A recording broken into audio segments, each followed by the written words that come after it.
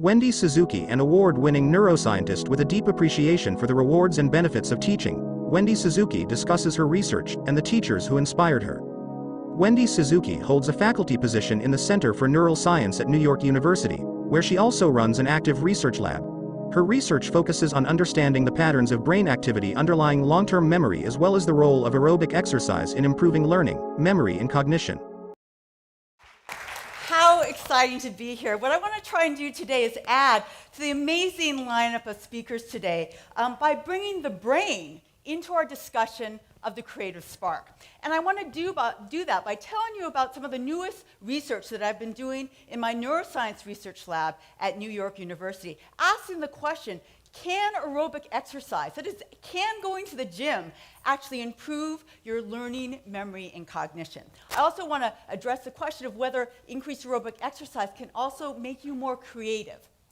Now, I remember the day that I realized I wanted to become a neuroscientist. I was a freshman at UC Berkeley, and I was taking a freshman seminar class with just 10 or 15 of us called The Brain and Its Potential, taught by Marion Diamond. She was standing at the front of the classroom, and up there at the front, she had this beautiful hat box. And with her gloved hands, she opened that hat box, and out she pulled a real, live, fixed human brain. Now, it was the very first time I'd seen a human brain, and what she told us was that what she was holding in her hands was the most complex structure known to mankind. It's the only structure that can think about itself. And one of the most amazing things about the brain is that it can change as a function of the environment. It can learn, it can grow. And I thought that was the coolest thing I'd ever heard in my whole life. And I didn't know it that day, but that idea of the brain and its potential and what's called neuroplasticity, the ability to change as a function of the environment, was going to become my life's work in science. And that's what I want to tell you about today. So I started out studying a structure in the brain called the hippocampus, really important for long-term memory. But more recently, I've become interested in how exercise can actually improve our learning, memory, and cognition. And I got interested in that not because I read a paper or went to a talk. I went to the gym. When I turned 40, I decided I wanted to get in the best shape of my life, and I went to the gym. And the class that I found that kept me coming back to the gym on a really regular basis was a class called Intensati, developed by this amazing fitness instructor named Patricia Moreno in New York City. Now, Intensati is unique because it takes physical movements from kickbox, dance, yoga, and martial arts, but the unique part is that it pairs each physical movement with a positive spoken affirmation. What do I mean by that? So in Intensati, we don't just punch, we say, I am strong now, and the class says it back to you. So what happens is that you not only get that great aerobic exercise, but because you're speaking out, you actually get an increase in aerobic output, and it makes you feel great. So the bottom line was I got in great shape, but there were two amazing benefits that I noticed. One was that I had this amazing motivation. I felt like $1,000,000 after I came out of this class, and I couldn't wait to go back.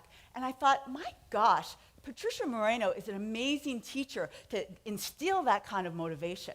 And then I thought, well, wait a second, I'm a teacher. I wonder if my students feel that way after my neuroanatomy class. I'm going to come back to that in a second.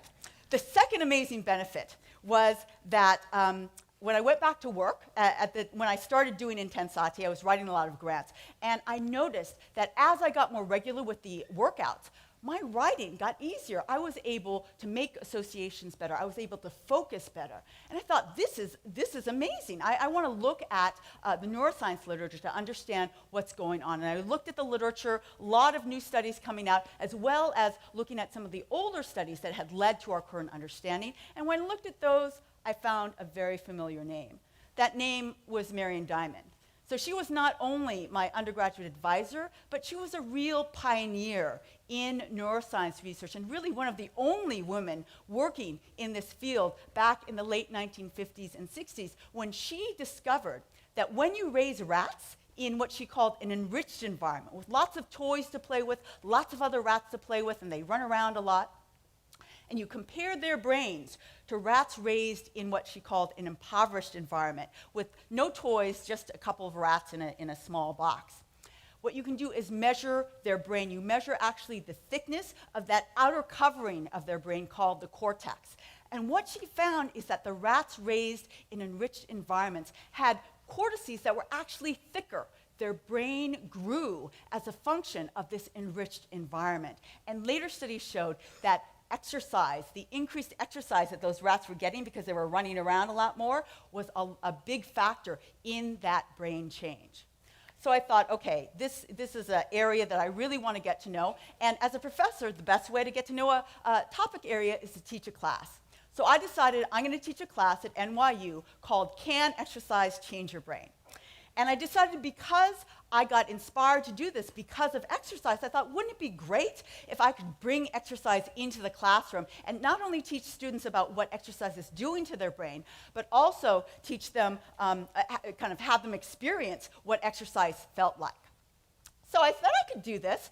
So I decided to go to the gym, and of course, I loved Intensati. So I became a certified Intensati instructor and a certified fitness instructor. And I could tell you, oh, it was so hard. I was teaching classes, I was writing grants.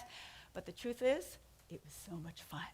It was really fun because I got to learn a whole new way to move, a whole new way to motivate students.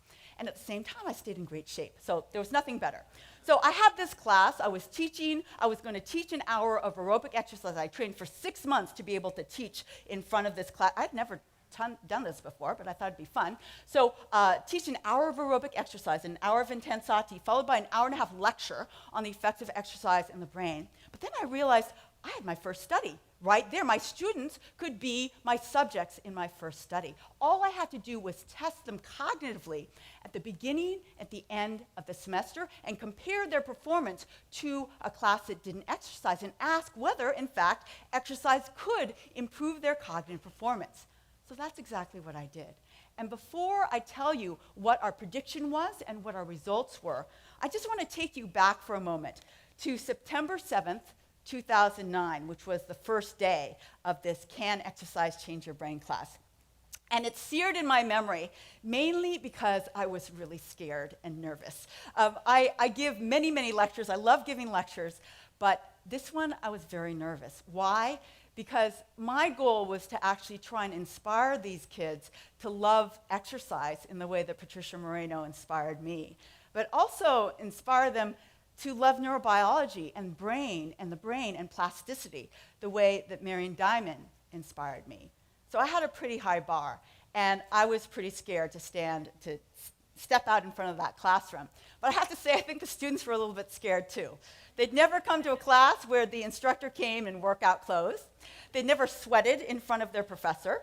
And I got a lot of nervous laughter when I told them that they were going to have to say positive affirmations. No, not say, yell positive affirmations in class. But I have to say it was the most memorable first class that I've ever taught. The students really got into it. Okay, there was a little bit of nervous laughter and a lot of giggling, but they really got into it. They were shouting the affirmations. They were really going all out in the workout. And the best thing is that motivation and that inspiration oozed over into our our lecture part, and they remained engaged, asked lots of questions. It was a fantastic first class and a fantastic semester. So what did we find? So our prediction goes back to that structure that I said was important for long-term memory, the hippocampus. It goes back to the hippocampus because the hippocampus is one of only 2 brain structures where new brain cells, new neurons are born. So you and I have shiny new hippocampal cells being born in our hippocampus. But the cool thing is that experimental studies in animals have shown that increased aerobic exercise can actually enhance the birth of those new hippocampal neurons and make them live even longer. So our prediction was that this increase in aerobic exercise in my NYU students would actually improve their learning and memory, improve their ability to learn new pieces of information, and improve their ability to retain those new pieces of information. Did we find that? Well, we tested them on a whole battery of different cognitive tests. And what we found was one significant improvement in my class. And that improvement was in the ability to encode new long-term memories. What task was that? It was a complicated task. It was actually a quite difficult task. Students were given a really complex geometrical image. It was like an Etch-a-Sketch image. And then after a delay, they would have to discriminate between that Etch-a-Sketch image and one that looked very, very similar to it. My students got significantly faster at identifying the correct image that they saw before. So they're able to separate out things that are coming in your memory. For example, you're meeting lots of new people here today. And so you might be better if you exercise and come to my class at differentiating between the faces of different people that you meet today. So that's a very, very useful thing to be able to do. So is this new? What is new about this? Well, it's new and exciting because I have to say we are certainly not the only people. My lab is not the only lab interested in the effects of exercise. But the majority of the work has been done on looking at the effects of exercise in the elderly population. Why? Because cognitive decline is a major health issue in the elderly, not to even mention Alzheimer's disease. The exciting news in the elderly population is that increased aerobic exercise has clearly been shown to improve cognition. So that's great, but the idea there is that there's decline already, so you have a little bit of room to see improvement. What about my healthy, young, very smart NYU neuroscience majors? They're at the peak of their cognitive abilities, as are you and I. Could exercise actually help us? Our studies suggest that yes, they can. Now, we're not only interested in in learning, memory, and cognition, but there's a really exciting link to the topic of today's conference, that is creativity. And that comes from one of the newest directions of study of the hippocampus. We've known for a very, very long time that exercise can improve, that the hippocampus is important for long-term memory. But recent studies have suggested the hippocampus is also important for creativity and imagination. Why? Because because patients with hippocampal damage have significant impairments at being able to imagine new situations. So we ask a patient with hippocampal damage, describe for me a tropical beach scene. They've never been to a tropical beach. They have they can't barely say anything about sand or water, whereas the control subject would be able to tell you about the white sand and the corona in their left hand with the umbrella in it, all these different details. So the idea is the hippocampus is not only important for putting new associations in mind that help you remember the events like this in your past, that will be in your past, but also important for putting new concepts together in unique ways, the basis of both creativity and imagination. So what we want to do, we haven't done this, is to look at the effects of exercise not only on learning memory, but on increased creativity as well. So what's the bottom line here? The bottom line is simple. Increased aerobic exercise can improve learning, memory, and possibly creativity. What's more to know? Everybody wants a magic pill to get smarter. Well, this isn't a pill, and it comes with a lot more sweat than a pill, but it can help you. It's free. It helps you every day. And our goal over the next 10 years is trying to figure out exactly how that's helping, what exactly is changing in the brain.